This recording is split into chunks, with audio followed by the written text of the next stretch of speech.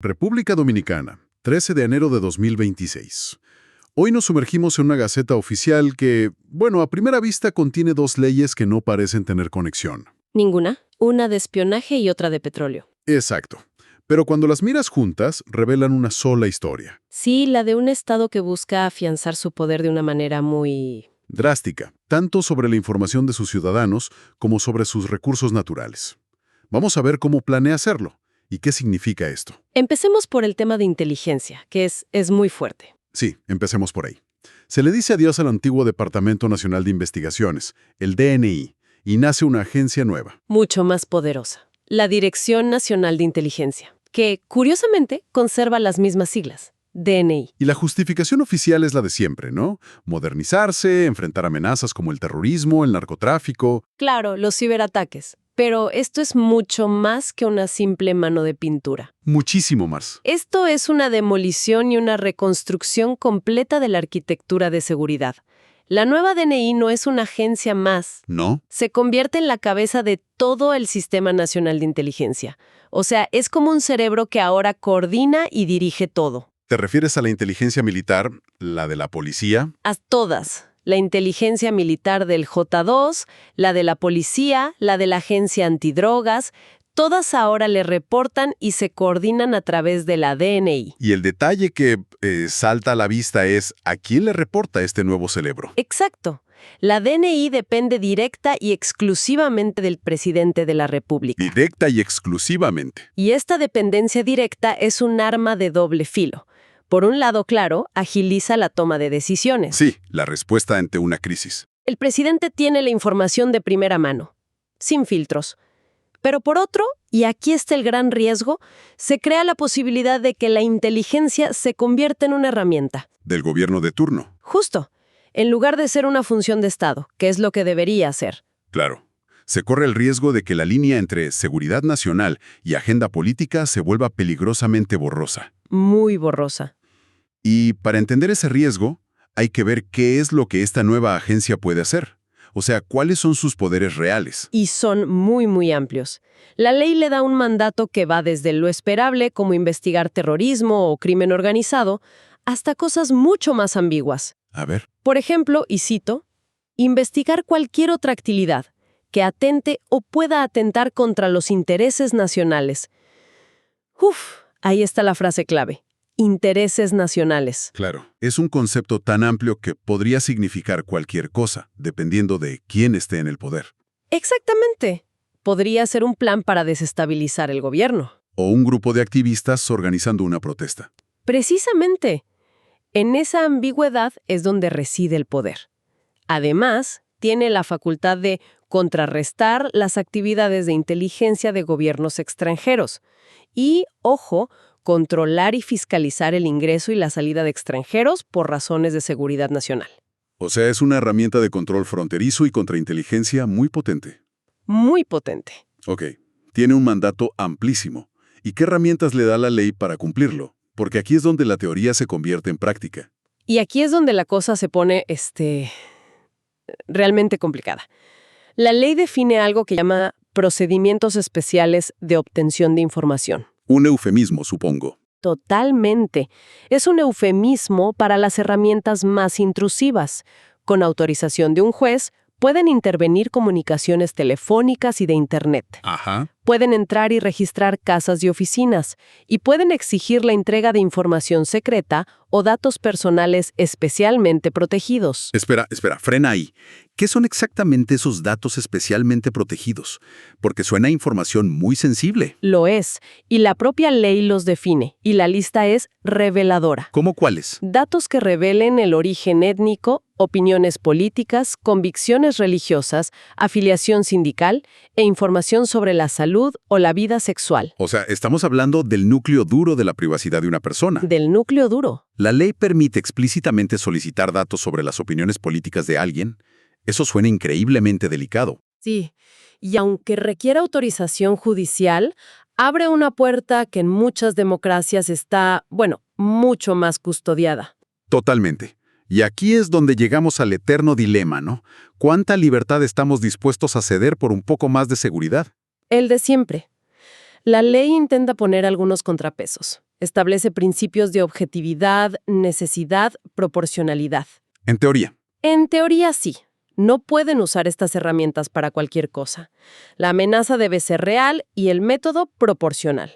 Y como decíamos, el requisito de la autorización judicial es el principal candado. Un candado que depende de la independencia del juez que lo autorice. Pero seamos realistas, la historia está llena de ejemplos donde la seguridad nacional se usa como un cheque en blanco. Es verdad. Hay límites más claros, prohibiciones que no dependan de la interpretación de un juez. ¿Sí? Y es justo reconocerlo. La ley establece prohibiciones explícitas. Por ejemplo, se prohíbe obtener información por motivos de discriminación. Raza, religión, género. Exacto. También se prohíbe involucrar a menores en actividades de inteligencia. Y hay un punto fundamental para la democracia. ¿Cuál? Se prohíbe expresamente usar estos procedimientos para obligar a periodistas a revelar sus fuentes. Eso es clave.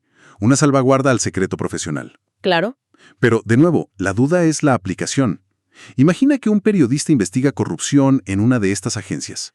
¿No podrían intervenir sus comunicaciones con el pretexto de que su investigación atenta contra los intereses nacionales? Esa es la zona gris y el temor de siempre.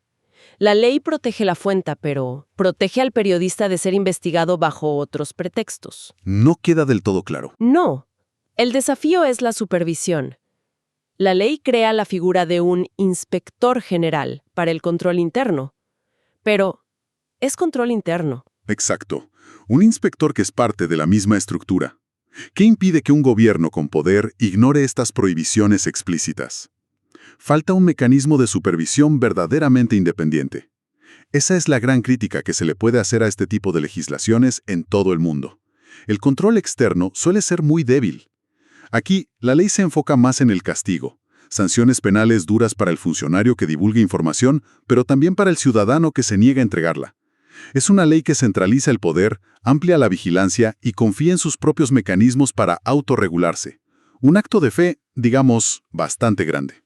Un acto de fe. Y esa misma lógica de control estatal, esa necesidad de asegurar recursos estratégicos, en este caso la información, la vemos reflejada de forma casi idéntica en la segunda decisión de esta Gaceta. Es una transición perfecta, solo que aquí el recurso no es la información, sino algo mucho más tangible, el petróleo. Es que el espíritu es el mismo, el Estado reafirmando su soberanía. Se aprueba un contrato de exploración y eventual explotación de hidrocarburos. El Estado le da luz verde a un consorcio internacional. Global Min creo que se llama. Ese mismo, Global Min, formado por empresas de Estados Unidos, México y una dominicana. Y les entregan un área bastante grande, ¿no? En el norte del país. Enorme. Son 2 bloques terrestres en la cuenca del Cibao, que abarcan partes de varias provincias importantes como Montecristi, Dajabón, Valverde. Santiago de los Caballeros también. También. Es una apuesta geológica muy significativa en una zona que, históricamente ha tenido indicios, pero nunca producción comercial. Entonces, ¿cómo funciona este acuerdo? Me imagino que es un contrato a larguísimo plazo. Larguísimo. La fase de exploración sola puede durar hasta 11 años. ¿11 años? Sí. Y si durante ese tiempo encuentran petróleo o gas en cantidades comerciales, entonces entran en la fase de producción. ¡Qué dura! 25 años, prorrogables por 10 más. Estamos hablando de un contrato que podría estar vigente hasta bien entrada la segunda mitad del siglo, casi 40 años. La pregunta del millón siempre es la misma. ¿Qué gana el país con esto? ¿Cómo se reparten los beneficios? Aquí está el corazón del contrato. El modelo es de producción compartida. El consorcio, el contratista, asume el 100% del riesgo y del capital. O sea, si perforan y no encuentran nada... Pierden toda su inversión. El Estado no arriesga un solo peso. De acuerdo. A cambio, si hay producción, el Estado empieza a recibir una porción de las ganancias, lo que el contrato llama ingreso compartido. Y supongo que esa porción no es fija. No, y eso es lo interesante del modelo. Es una escala móvil que depende de 2 cosas. El precio internacional del petróleo y cuántos barriles se producen al día. La lógica es que el Estado gane más cuando el negocio sea más rentable. Esa es la lógica. A ver, para que quede claro, ¿me puedes dar un ejemplo con números? ¿Cómo funciona esa escala? Sí, claro, mira. Si el precio del barril está por debajo de $40... Un escenario de precios muy bajos. Bajísimos. En ese caso, la participación mínima que recibe el Estado es del 5%. Pero, si el precio se distara por encima de los $130, Ahí cambia la cosa. Ahí esa participación mínima del Estado sube al 12%. Y a partir de ahí se ajusta hacia arriba según el volumen, pudiendo llegar a un máximo del 25%. entiendo, de un 5 a un 25%. La pregunta inmediata es, ¿cómo se compara eso con los estándares internacionales? ¿Es un buen trato para el país? Esa es la pregunta correcta. Y la respuesta es que depende. En países con industrias petroleras maduras y riesgo bajo, como en Medio Oriente, la participación del Estado puede superar el 60 o 70%. Claro, comparado con eso, un máximo del 25% parece bajo. Parece bajo. Entonces, ¿es un mal negocio? No necesariamente. Hay que considerar que República Dominicana es lo que se llama una jurisdicción de frontera. O sea, ¿de alto riesgo? Altísimo riesgo geológico. Nunca ha habido producción comercial probada. Para atraer la inversión millonaria que se necesita, tienes que ofrecer condiciones fiscales muy favorables. Claro, tienes que incentivarlos. Exacto. Así que para una primera incursión, estos términos no son descabellados. Buscan que la empresa asuma un riesgo que nadie más ha querido tomar. Ok, tiene sentido. Pero en este tipo de contratos, el diablo suele estar en los detalles, ¿no? Has dado en el clavo. El gran demonio de estos contratos se llama recuperación de costos. El cost recovery. Ese mismo. Antes de que el Estado empiece a recibir su porcentaje, la empresa tiene derecho a recuperar sus inversiones y costos con una parte del petróleo. El problema es fiscalizar esos costos. Ah, claro. Si la empresa infla sus costos operativos, la ganancia neta sobre la cual se calcula el 25% del Estado se reduce. Se reduce drásticamente. Por eso, la capacidad real del Ministerio de Energía y Minas para auditar cada factura es más importante que el porcentaje que aparece en el papel. Sin una fiscalización férrea, el porcentaje puede volverse casi irrelevante. Casi relevante. Y más allá del dinero, hay otros beneficios. Porque siempre se habla de impacto en la comunidad, transferencia de tecnología. Sí, el contrato incluye esas cláusulas. Obliga al consorcio a presentar programas de capacitación para técnicos dominicanos, a priorizar la contratación local. Programas de desarrollo social. También, son cláusulas estándar, pero de nuevo, su éxito depende enteramente de la supervisión del Estado. Y por supuesto está el tema ambiental. Estamos hablando de perforar en una de las zonas agrícolas más ricas del país. Sin duda, es el mayor punto de fricción potencial. El contrato obliga al contratista a cumplir la ley ambiental dominicana y a seguir las mejores prácticas de la industria. Que es otro término que puede ser muy elástico. Muy elástico.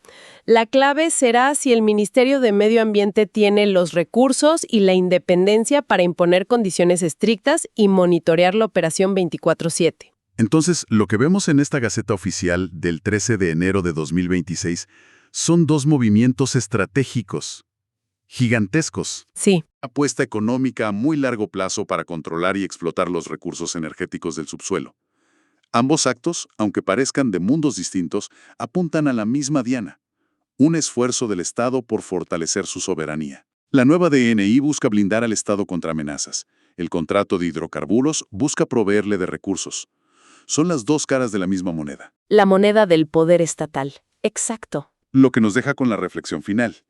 Estos documentos establecen marcos legales muy detallados, muy pensados. El papel lo aguanta todo. Todo. Pero la gran pregunta que queda flotando no es solo sobre la ejecución, sino sobre el tipo de Estado que se está construyendo. Exacto. Con la nueva agencia de inteligencia, la pregunta no solo es si se mantendrá el equilibrio entre seguridad y derechos, sino ¿qué pasa cuando un Estado acumula tanto poder para vigilar a sus ciudadanos? ¿Y con el contrato de hidrocarburos? La pregunta no es únicamente si se logrará fiscalizar los costos, sino qué se hará con esa nueva riqueza si algún día llega.